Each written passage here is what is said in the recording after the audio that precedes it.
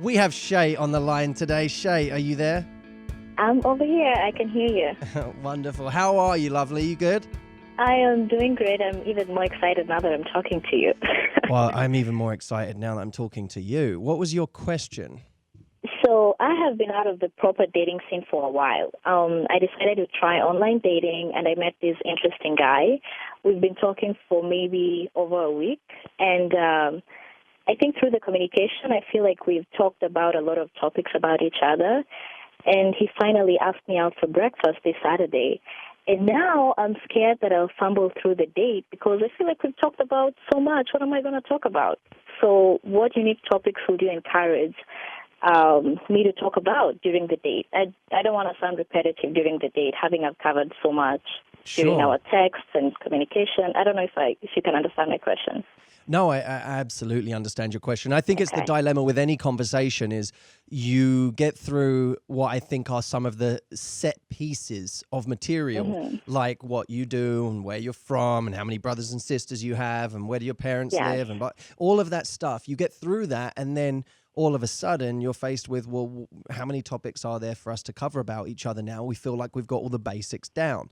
I kind of look at it differently. I think once I've got some of the basics down with somebody, I actually now have room to get to the really important stuff, to the interesting things like my opinions on life and my opinions on things going on around me. And, we have to get past facts and into opinions.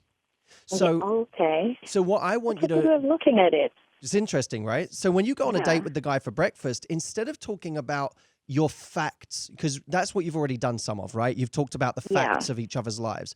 Yeah. Now you need to get into your opinions. You could be starting from, for example, a movie that you've seen this week. If when he says, hey, how are you? And you say, I'm great. I was just watching this movie last night, and whatever the movie is, you start talking about it. You say, have you seen it? Now, if he says yes, you say, what did you think of it? And he says, well, blah, blah, blah. You say, oh, you know what? I hated the fact that they took it this way when I thought the really interesting thing they could have done is this. So you're starting to get into opinions about something instead of facts. And you can use anything that happens in your life as a jump-off point for opinions. Could be a book you're reading right now.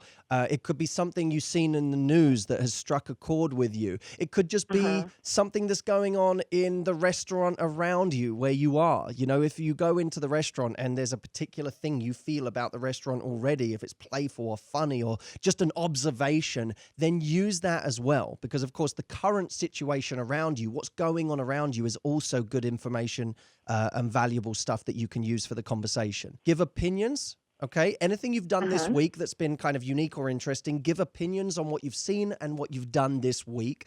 And secondly, notice what's going on around you when you get to the restaurant. Notice what you're seeing, what you're feeling.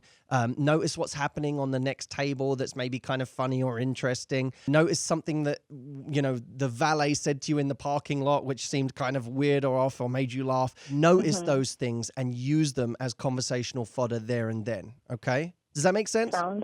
Makes so much sense. Thank you so much. You're so welcome. It's a great question. Get past facts, get past logic, and get into emotions and opinions and observations, and you'll be fine. Thank you so much. I'm looking forward to your second book, by the way. Thank you. I'm looking forward to writing it when I do. I'm going to have to actually start writing something, but you can come check out our website for all of the latest articles and YouTube videos, which are always going up there. That's at howtogettheguy.com. So always keep coming back and visiting us there. Okay, thank you so much. It's such a blessing. All right, Shay, you look after yourself. Thank you for the call.